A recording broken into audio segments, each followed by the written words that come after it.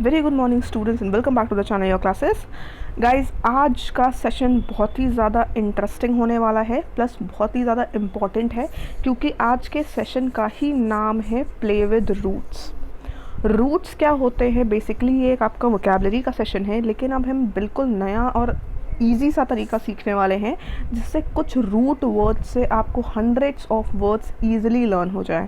Basically आपको hundreds of words याद करने नहीं हैं, आपको सिर्फ फोकस करना है रूट्स पे, एंड उन रूट से एक रूट से आपको मिनिमम 10-20 ऐसे वर्ड्स ईजिली याद हो जाएंगे। तो चलिए देखते हैं कि प्ले विद रूट्स किस तरीके से हमें रूट से खेलना है कि एक रूट से हम याद कर ले बहुत सारे वर्ड्स। तो यही है आज का सेशन, प्ले विद रूट्स। तो चलिए फिर स्टार्ट करते हैं। अपने फ्रेंड्स के साथ शेयर कर दीजिए कि आज का सेशन बहुत ही ज़्यादा इंटरेस्टिंग होने वाला है। सबको यहाँ पे मेरे साथ जुड़ना है एंड देखना है कि किस तरीके से एक रूट से हम याद करते हैं बहुत सारे वर्ड्स। तो सबसे पहले आते हैं रूट। जानते हैं कि रूट होता क्या है। रूट गाइस, कुछ वर्ड्स में एक कॉमन वर्ड होता है जिसको हम रूट बोलते हैं। रूट का मीनिंग सेम होता है, लेकिन एक रूट से बनते हैं बहुत सारे वर्ड्स। रूट के आप पहले लगा सकते हैं प्रीफिक्स, ठीक है। कोई वर्ड बनता है prefix plus root plus suffix से, ठीक है। सफिक्स क्या होता है? जो रूट के बाद चीज़ लगती है उसको हम सफिक्स बोलते हैं। जो पार्ट रूट के पहले आता है उसको हम बोलते हैं प्रीफिक्स। तो इस तरीके से वर्ड्स हमारे बनते हैं। अगर हमको रूट का मीनिंग पता है तो हमको उस रूट के, वो रूट जिन जिन वर्ड्स में आता है सबका मतलब हम कर सकते हैं गेस। तो सबसे पहले आपको एग्जाम्पल देते हैं, समझते हैं। The first one is walk the walk. आपको इसी तरीके से याद रखना है, walk the walk. Walk the walk, AMB, amb. Amb is the term जो यूज्ड है वॉक द वॉक के लिए। आम्ब किससे डिराइव हुआ है? Derive from the Latin word आम्बुलेर।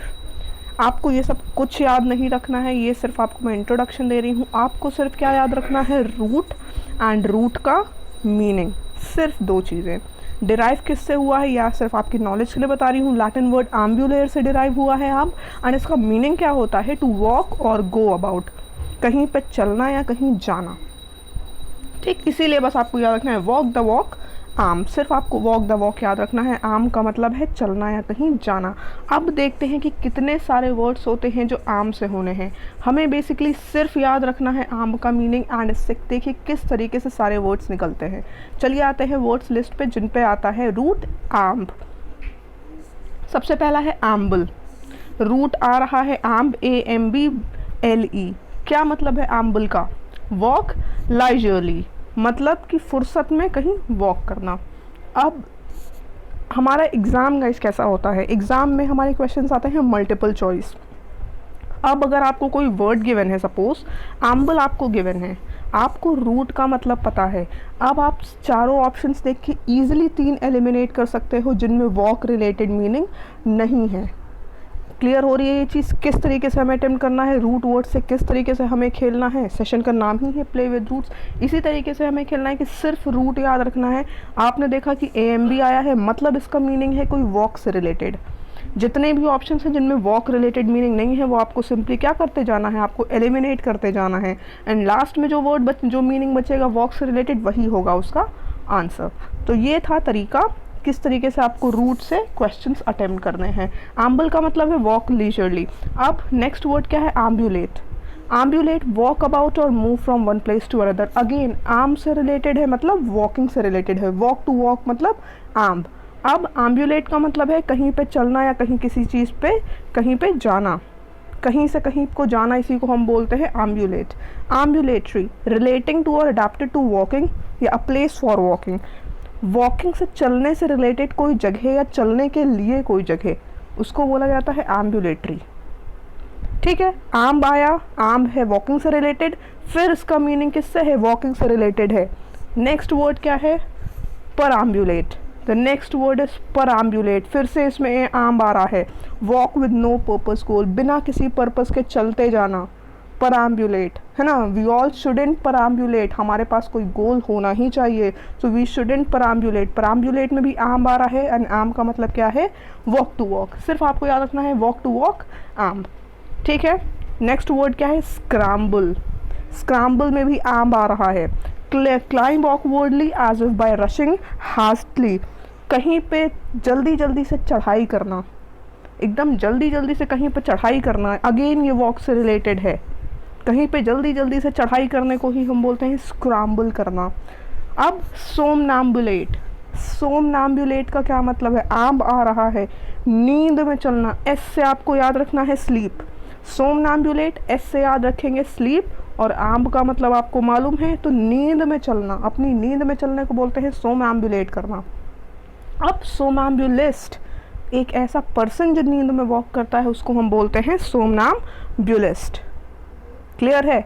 आम से जितने भी वर्ड्स हो सके हैं हमने यहाँ लिखे हैं, आम जितने भी वर्ड्स हैं आम से रिलेटेड, सब में किसी ना किसी तरीके से मतलब आता है वॉकिंग से रिलेटेड। सो क्लियर हुआ? क्या हमें सिर्फ याद रखना है? सारे वर्ड्स तो हमें याद ही रखने हैं, क्योंकि हमारा एग्ज़ाम होता है क्या, हमारा मल्टीपल चॉइस क्वेश्चंस होता है, तो सिर्फ आपको रूट याद रखना है, वॉक द वॉक मीन्स आम। क्लियर है? पहला रूट क्लियर है? कोई कंफ्यूजन हो तो कमेंट करके पूछेगा जल्दी से। The next root is twist and turns, tor. Twist and turns के लिए वर्ड क्या है? टॉर है। टी से आपको याद रखना है, टी से ट्विस्ट, टी से turn and tor. Twist and turn के लिए होता है टॉर। ये रूट है, इसका मीनिंग क्या होता है? टू ट्विस्ट एंड टर्न या टू डिस्टॉर्ट, किसी चीज़ को डिस्टॉर्ट बिगाड़ना या किसी चीज़ को ट्विस्ट कर देना, तोड़ मरोड़ कर देना, इसको हम बोलते हैं टॉर। टॉर तो आपको समझ में ही आ रहा है, टी से टॉर है, टी से ट्विस्ट एंड टर्न है, सिर्फ आपको मीनिंग याद रखनी है twist and turn, that's it. अब देखिए किस तरीके से सारे वर्ड्स इससे निकलते हैं। पहला वर्ड है कॉन्टॉर्ट, टॉर आ रहा है। कॉन्टॉर्ट का मतलब है twist and press out of shape, किसी चीज़ को तोड़ मरोड़ कर देना, किसी चीज़ का शेप बिगाड़ देना, इसी को बोलते हैं क्या? कॉन्टॉर्ट कर देना। किसी चीज़ को तोड़ मरोड़ के उसका शेप बिगाड़ना, उसको कॉन्टॉर्ट करना, टॉर आ रहा है। नेक्स्ट भी टॉर आ रहा है, contortion, the act of twisting और deforming the shape of something. The act of twisting और deforming the shape of something, वो प्रोसेस जिससे किसी चीज़ का शेप बिगाड़ा जाए उसको बोलते हैं हम कॉन्टॉर्शन। अगेन टॉर आ रहा था, अब डिस्टॉर्ट। टॉर आ रहा है, समझ में आ रहा है कि मीनिंग रिलेटेड है किसी चीज़ ट्विस्ट एंड टर्न से या बिगाड़ने से। डिस्टॉर्ट का मतलब होता है बिगाड़ना, किसी चीज़ को बिगाड़ने को हम बोलते हैं टॉर्ट। अब आता है टॉर्शन, अगेन टॉर आ रहा है, अ ट्विस्टिंग फोर्स, ट्विस्ट करने में जो फोर्स लगता है उसी को बोलते हैं टॉर्शन। फिजिक्स वाले स्टूडेंट्स को पता होगा टॉर्शन, है ना? अ ट्विस्टिंग फोर्स इज टॉर्शन। सारे किससे निकल रहे हैं? ट्विस्ट एंड टर्न से ही निकल रहे हैं सारे मीनिंग। नेक्स्ट क्या है? एक्सटॉर्ट। एक्सटॉर्ट आ रहा है इसमें फिर से टॉर्ट, ऑब्टेन बाय कोर्शन और इंटिमिडेशन, किसी चीज़ को किसी से धमकी देकर मांगना। अब ट्विस्ट एंड टर्न से क्या रिलेटेड है? सीधे से कोई इंसान आपको कुछ नहीं दे रहा है, तो आपने चीज़ को ट्विस्ट एंड टर्न किया, धमकी दी और उससे वो चीज़ मांगी, तो उसको हम बोलते हैं एक्सटॉर्ट। ठीक है, एक्सटॉर्ट बोलते हैं जो काम, क्या कहते हैं उसको, घी सीधी उंगली से आने के लिए तो उंगली टेढ़ी करनी पड़ती है, वही वाली चीज़ है ये। एक्सटॉर्ट क्या मतलब है? धमकी देकर कुछ मांगना। ठीक, नेक्स्ट क्या वर्ड है? टॉर्क। टॉर्क में भी आ रहा है TOR, है ना? टॉर्क भी होता है ट्विस्टिंग फोर्स, टॉर्शन की तरह टॉर्क भी होता है ट्विस्टिंग फोर्स, ट्विस्टिंग से रिलेटेड ही है। The next word is tort. Tort हम बोलते हैं, टॉर्ट में भी TOR आ रहा है, और wrong doing for which an action for damages may be brought, ऐसा गलत काम जिसके लिए एक्शन लिया जा सकता है। टॉर्ट का मतलब होता है कोई गलत काम, कोई रॉन्ग डूइंग जिसके लिए सामने से जिसके नुकसान का एक्शन लिया जा सकता है। तो अगेन ये कोई सीधा काम नहीं है, टेढ़ा ट्विस्टेड काम को ही बोला जाता है टॉर्ट। किसी टेढ़े काम को, किसी गलत काम को, किसी ट्विस्टेड काम को बोलते हैं हम टॉर्ट। नेक्स्ट है टॉर्चरस। अगेन टॉर आया है, ट्विस्ट एंड टर्न से रिलेटेड ही मीनिंग होना है, कुछ भी कर लीजिए। एक्सट्रीमली पेनफुल और अनप्लीजेंट। एक्सट्रीमली पेनफुल, आपकी मसल्स में ट्विस्टिंग एंड टर्निंग हो रही है, your muscles are aching because of that, तो दे आर टॉर्चरस। टॉर्चरस का मतलब क्या है? एक्सट्रीमली पेनफुल या अनप्लीजेंट, किसी चीज़ में ट्विस्टिंग एंड टर्निंग हो रही है तो दैट्स बिकम पेनफुल। क्लियर है? मीनिंग क्लियर हुआ? किस एक टॉर से हमने सारे मीनिंग्स निकाले हैं, सिर्फ टॉर से। तो क्वेश्चन में हमें क्या देखना है? जैसे ही क्वेश्चन आएगा हमें चारों ऑप्शंस देखने हैं, ऑप्शन को जल्दी से एलिमिनेट करना है।